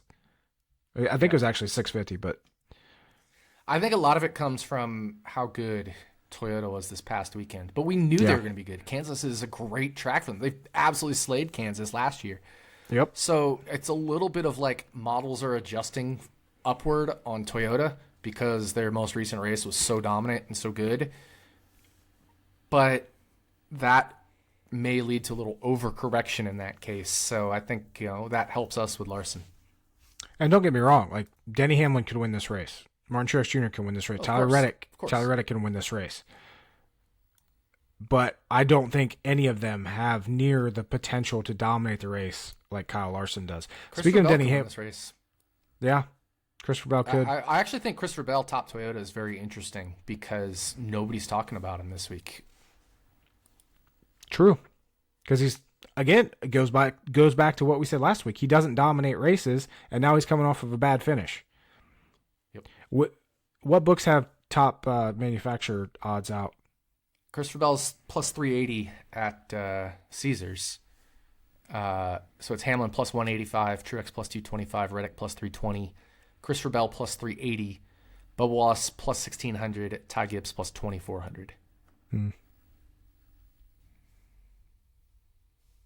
I don't hate Christopher Bell at plus 380 for top Toyota. I have to run my numbers still, but I think that might be one I take a look at, or maybe wait till BetMGM posts their manufacturers and see.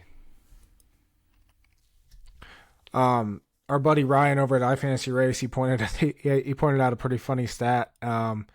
Since 2017, Denny Hamlin hasn't went more than 3 races between wins at Darlington.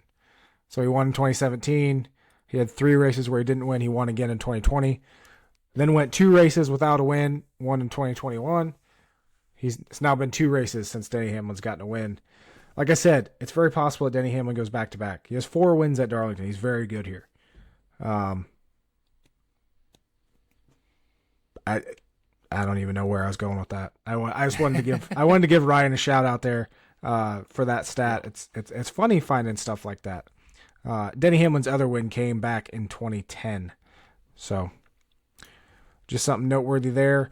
You talked about... I was looking up this top Toyota market. The Canby books, so at least Bet Rivers, which I have open right now, has Christopher Bell 4.5 to 1 for top Toyota.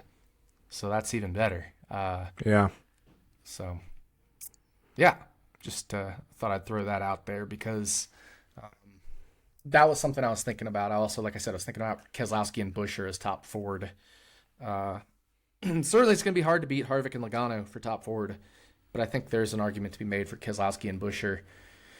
And I want to find and wait to see what I can get on Michael McDowell. I don't want to take him at 40 to 1. I think the Canby books have 40 to 1, and then Caesars has 35 to 1. I want to see if I can get like a 50 to 1 on McDowell for top Ford, because like you said, and as many people have pointed out, he had 2 really good races here last year. Why can't I see the top Ford, top Toyota at Bet Rivers on mine? That is a great question. It bugs me. That is a great question. I don't know. Maybe it's a state-by-state thing. Yeah, I flip over to manufacturer for Ohio, and it doesn't have it. So it's a state-by-state thing. Switching gears a little bit. So there are guys that the old adage at Darlington, when I first started doing this fantasy stuff, was just don't pick rookies. This track is so tough. Just don't pick rookies. Ty Gibbs has 1 start here. He finished 15th in his first start. Cindric has 2 starts. Gragson does not have a Cup Series start at Darlington. Now, I'm bringing this up because you DM'd me earlier and you're like, hopefully FanDuel drops us a crazy Noah Gragson top 10 line. What's your thought process there as far as Gragson and his first Cup Series start here at Darlington?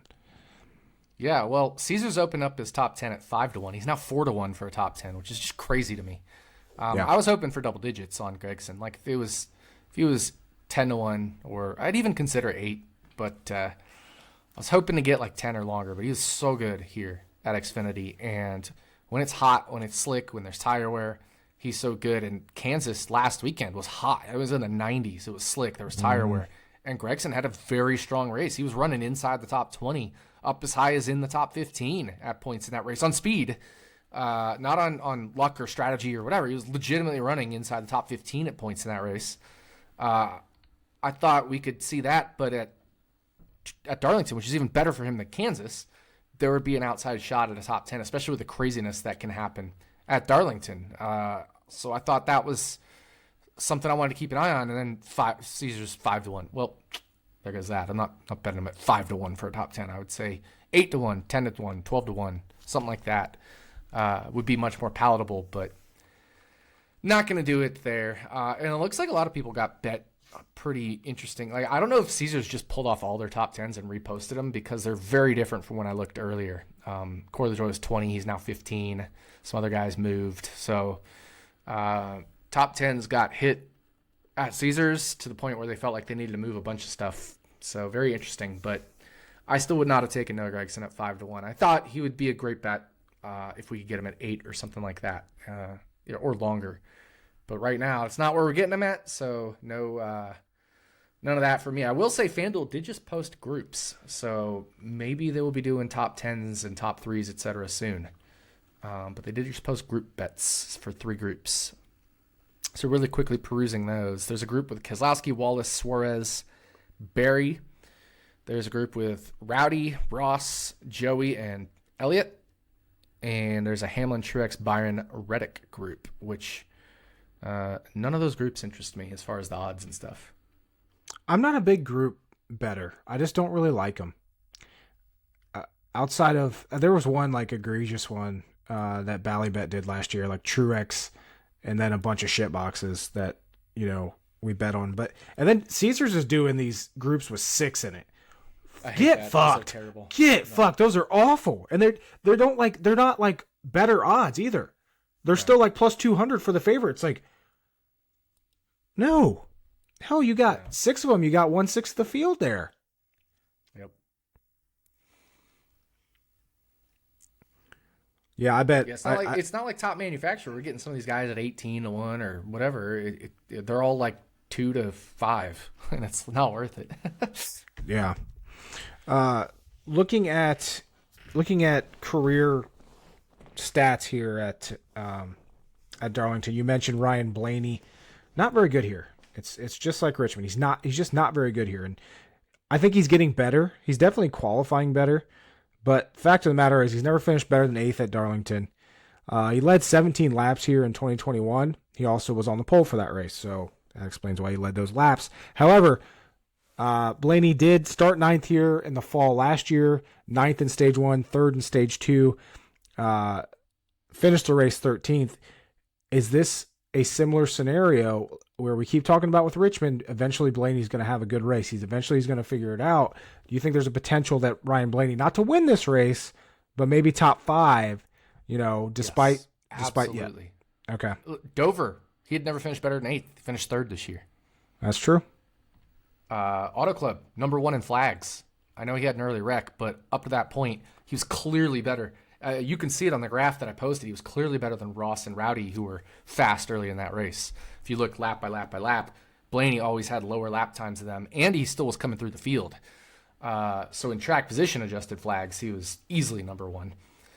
So, Auto Club should be a decent comparable for this track, and Dover should be a decent comparable for this track. So, yeah, I think there's a real chance Blaney has a breakout for him Darlington race, which would be like a top 5 finish, maybe leading some laps. I'm not even worried if he leads laps. If he just runs 5th all day, that's kind of a breakout for him at Darlington.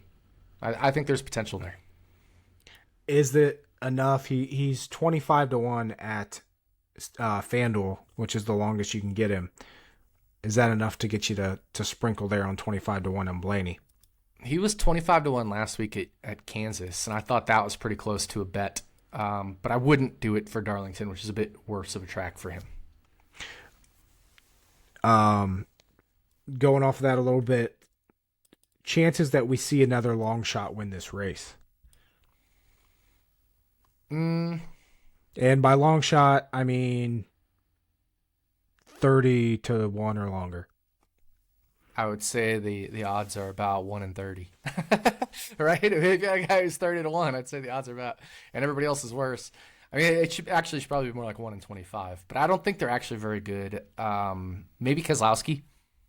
I see him at 40-1 on Caesars. I see 40-1. I think is the longest for him across all the books. Oh, 50 at BetMGM. 50 at BetMGM. I'd say could potentially see Chris Buescher. If we see a long shot winner, I'd say it's those two. Maybe in some weird world, Ricky Stenhouse Jr. wins here, given the year he's had, or Josh Berry, or Ty Gibbs. So I guess there's I'd say maybe like 1 in 25 chance that a 30-1 or longer wins. Now we've talked about Austin Dillon is just weirdly good at getting finishes here. I'll say that. He, you look at his driver ratings. He had one good one. That's when he finished second here in 2020, 94.6. Every other driver rating in the last 9 races, 76.4 or lower. Even though 1, 2, 3, 4, 5 races finishing 11th or better. Yeah. The guy just somehow figures out a way to, I don't know if it's get in trouble. Yeah. Not get in trouble, but then also get better as the day goes on and just outrun his equipment. That's the frustrating thing, from not only a betting standpoint, but a DFS standpoint. Because 75% of the race, you're like, I'm right on this guy. And then all of a sudden he comes out of nowhere and gets a top 10 finish. You're like, oh, damn it. But it's Austin Dillon for you. Other guys that historically have been good at Darlington outside of the major favorites, as we said, Eric Jones, very solid here. Chase Elliott's weirdly, his results aren't great. 3 top 5s in 12 starts. He's had issues in a lot of races. He's wrecked running for the lead here. I'm pretty sure he finished 5th here in this first race last year. But still, he had one decently dominant race, led 114 laps in 2020, finished 20th. I forget. That's the race him and whoever, Truex, were wrecked at the end, right? Yeah. Yeah. Other guys that there's really not, I don't know. We know who's good at Darlington like we do at a lot of racetracks. Exactly. But like you said, Kyle Busch opened at 16-1. You bet him, I bet him. 155 laps here led in the fall. Now, obviously, he moved over to RCR, which there's concerns. Yes, he has 2 wins this year. Darlington's a track. Driver talent comes into play. Obviously, Kyle Busch is very good. Also, we've seen him have speed. He had pretty good speed at Kansas until the issue. I think it was with Chastain that he got the damage, if I remember right. Obviously, you think Kyle Busch can steal, quote unquote, steal this one, but how? I don't know what I'm trying to word here. As far as what do you think it's going to take for Kyle Busch to get to victory lane here on Sunday? You think he can come out and dominate this race? Yes. Like a full-on 100? Auto Club. He was the best car at Auto Club by the end of that, and it wasn't close. He was faster than Ross by a good chunk at the end of that race. Is it going to be hard as shit to beat Kyle Larson? Absolutely, but things can happen. Things can happen to Kyle Larson, or maybe for whatever reason, Kyle Larson's team misses it somehow, some way. I mean, it's possible. But as long as Kyle Busch is running inside the top 3 or 5 most of that race, then 16-1 was a good bet. And I think he can do that. Now, we talked about how he dominated the second race last year. Well, now we go to a driver-centric track. And if we look at Homestead last year, he was not great at Homestead, but that was JGR. Look at RCR last year at Homestead. Austin Dillon finished 4th, finished 5th in stage 1. So they actually ran really well. Tyler Reddick finished 4th in stage 1. He had an accident, so he didn't finish well. But RCR ran really well at Homestead last year, and now if we have those Homestead tires this year, could be another RCR type of day, especially with how well they ran at Auto Club. Especially Kyle, Austin Dillon didn't, but Kyle Busch, especially as well as he ran at Auto Club, this could be a very much a Kyle Busch day. And Austin Dillon for as bad as he ran this year, he didn't run terrible at Auto Club. He ran 17th in flags, which is just barely in the top half of the field there. So, yeah, I think there's every reason to believe Kyle Busch could have a solid race and maybe not dominate, but contend to dominate if something happens to Larson, if he gets shuffled in on pit stops or whatever. I think there's a chance Kyle Busch could be the second best car in this race, or even the best car if circumstances work out that way. Yeah, I definitely like to see it. Like I said, I bet him at 16-1 as well. Someone who was very good at Auto Club, who doesn't have the best track record here at Darlington, is Daniel Suarez. Is he someone to keep an eye on this week? I kind of put him in that Blaney category where, like, I think he could have a breakout for him, Darlington, but I don't think he's going to be a guy that I worry about winning. Yeah. Best career finish of 10th came in the first race here last season at Darlington. Not to defend Daniel Suarez, but he's really never started very good here. Typically starts 20th or worse. It's weird. Other than that, anybody else you want to talk about? No, I don't think so. Yeah, I mean, it's Darlington. We kind of know. I wouldn't say we know what to expect, but we know about the ranges these drivers are going to run in. Yeah. Not the most predictable track, but at the same time it is. That is probably the best way to put Darlington. Yeah, but it's up there in terms of like predictability on speed, but there's a lot of randomness that can happen at Darlington for sure.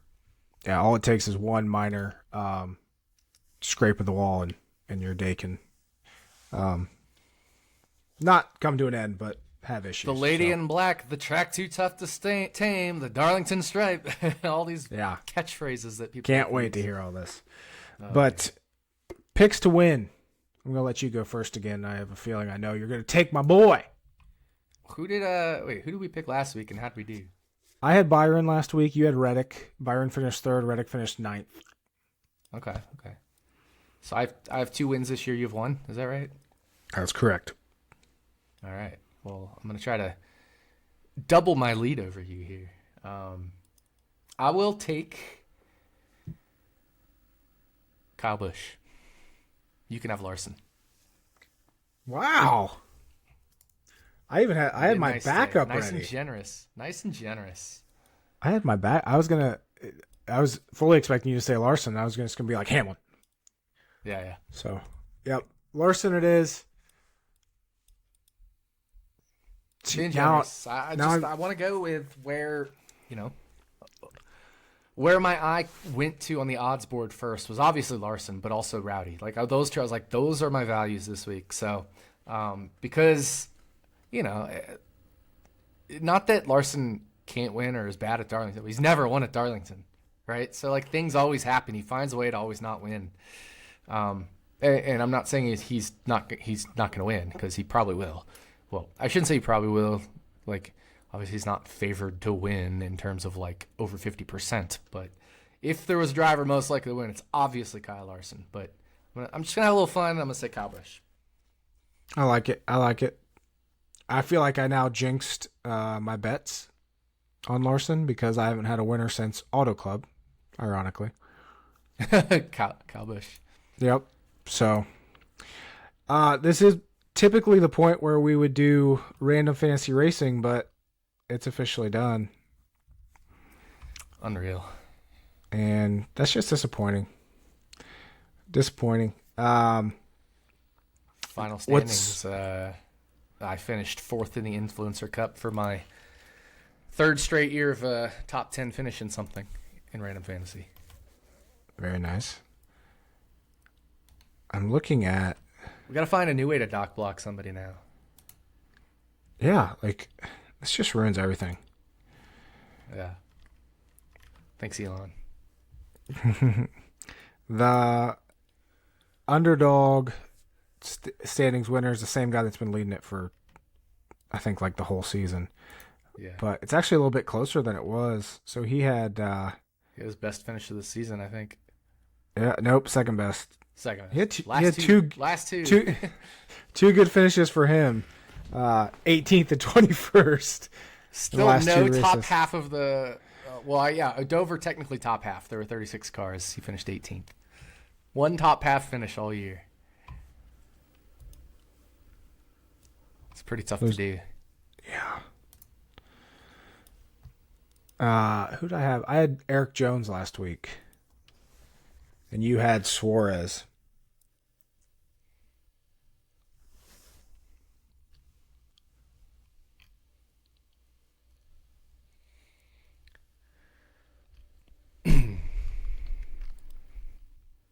So I ended up, dang it. I ended up with total career points 3,500 on the dot.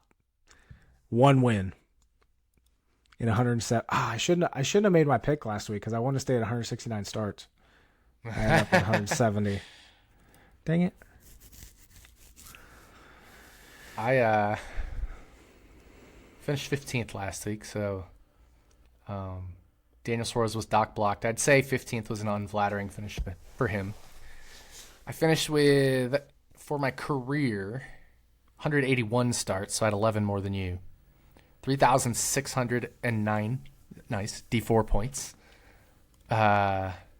2 wins, average finish 19.5. You know what's funny? You had 11 more starts than me, and only 109 more points than me, so you only averaged 10 point something points over those. Yeah, exactly. So what was your average finish over your career? 19.1. That was 19.5. So I ran the math real quick on that guy so there's 12 races this year in the regular season, and said, well, you have a 50% chance of finishing in the top half. I'm not going, it's going to be approximate, correct? Because there's times where if there was 37 and you finish 19th, you're technically right in the middle. But let's ignore those edge case scenarios. But let's just say there's a 50% chance of finishing in the top half and a 50% chance of finishing in the bottom half. To finish in the bottom half in at least 11 of the 12 races, 11 or 12 total, the probability of him finishing in the bottom half in 11 or more is 0.3%. So he had a 1 in 300-ish year. That guy did. Wow. I hope he listens and he understands how unlucky he is. Yeah, that was pretty crazy. To be fair, though, how many people were... Let me look at the Influencer Cup standings. There were... Oh, it doesn't go beyond 100. I was trying to see how many people were eligible for it.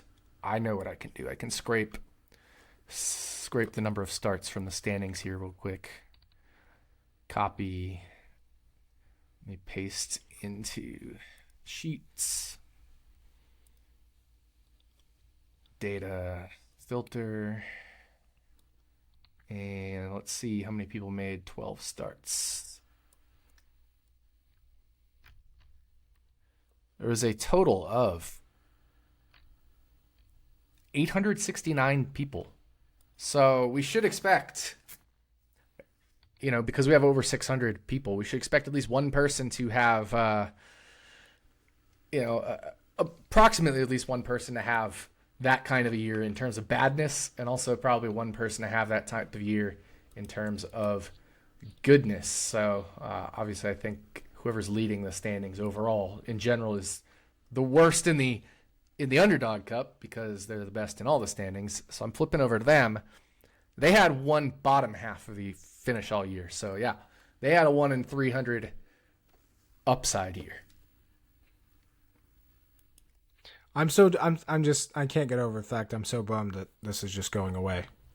Yeah, you won't talk about it anymore. It's fun to talk about, fun to, and it provides us with, like I said, with these large sample sizes, 869 nice people to have made all the starts, and we get to find it actually it fit the random distribution.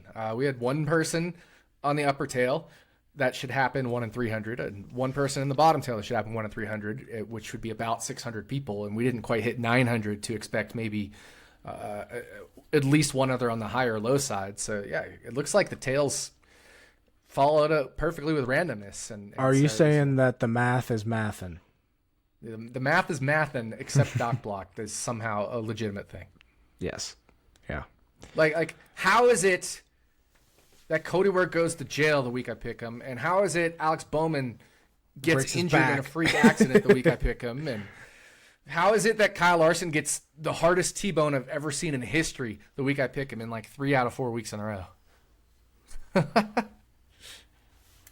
It's crazy. Yep. R.I.P. in peace, Random Fantasy Racing. If you guys have any ideas, my head. If you guys have any ideas on how we can revive the doc block, on how we can do this, let us know. Leave a comment. Might have to just spin the wheel of destiny. Yeah, get a 36 part wheel and let her rip. I was gonna say dartboard, but there's only 20 slots on the dartboard, so. All right, you got Kyle Busch, I got Kyle Larson for Darlington. Good luck to everybody with your bets, fantasy. Hopefully we get another good race. I think we will. I think it's gonna be a really good race. And then, do we get a break after Darlington? No, we do. No. It goes to the All-Star race. Yeah, but like a break from like points paying stuff. Yeah. I don't think I'm gonna bet on the All-Star race, honestly. I hate the All-Star race. And it's gonna be weird this year with North Wilkesboro and all sorts of different stuff. So yeah, I don't think I'm gonna bet on it. Oh man, I'm looking at RotoDog's career stats. Finished 1 point short of 569. He had 568.